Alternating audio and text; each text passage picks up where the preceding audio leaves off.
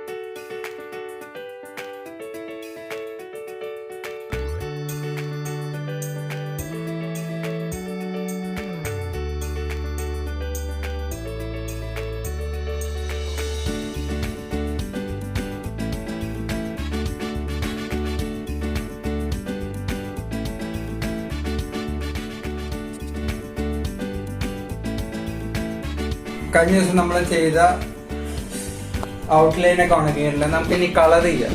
Colour ചെയ്യാൻ വളരെ സിമ്പിളാണ്. ഒരു ബ്രഷ് നമുക്ക് യൂസ് ചെയ്യാം, പക്ഷെ ബ്രഷിന്റെ ആവശ്യം വരുന്നില്ല. എന്നാലും സൈഡിലൊക്കെ ചിലപ്പോൾ എന്താ പറയുക, സൈഡിലൊക്കെ ആയിട്ടില്ലെങ്കിൽ ഒന്ന് ഇത് ചെയ്ത് കൊടുക്കാൻ വേണ്ടിയിട്ടാണ് ബ്രഷ്. ഏത് ബ്രഷായാലും വേണ്ടില്ല.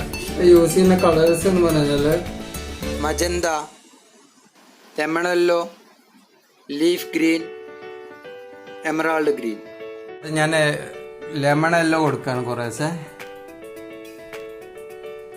ഇപ്പം ഈ ബബിൾ ഇല്ലാതെ നോക്കണം. ബബിൾ വരും. ബബിൾ വന്നു കഴിഞ്ഞാൽ ആ ഭാഗം ഒരു ഇതായിട്ട് മാറും. ആ ഭാഗം വൈറ്റ് കളറാവും. അപ്പോൾ ബബിൾ ഇല്ലാതെ നോക്കണേ.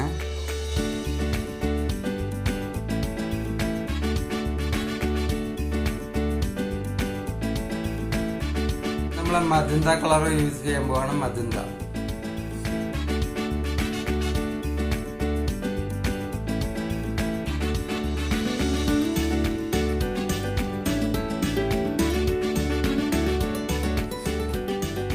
നമ്മൾ ഔട്ട്ലൈൻ ചെയ്തുകൊണ്ട് അത് എന്തായാലും പുറത്തേക്ക് പോവില്ല. അത് സുഖമായിട്ട് നമുക്ക് കളർ ചെയ്യാം.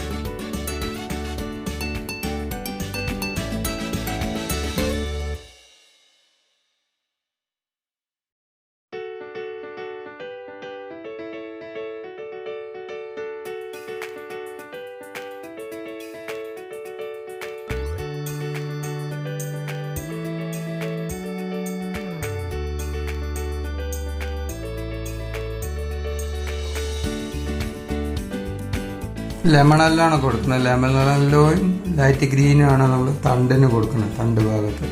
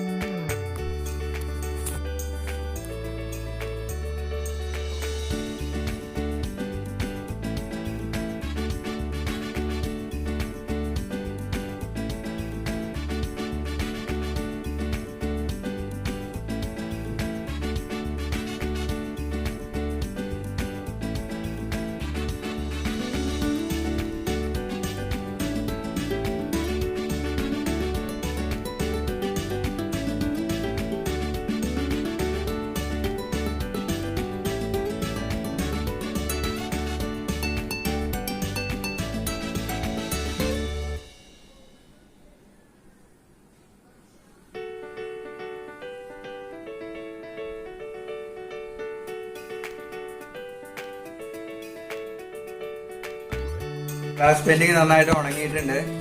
അതെങ്ങനെ വന്നിട്ടുണ്ട് നമുക്ക് പേപ്പർ അടിച്ച് നോക്കാം.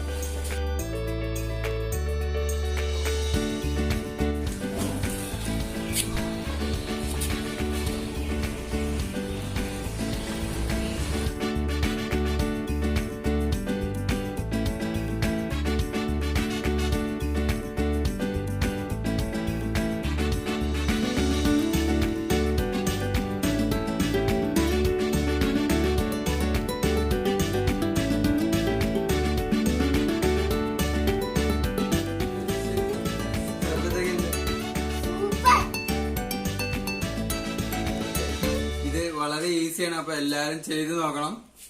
ബൈ.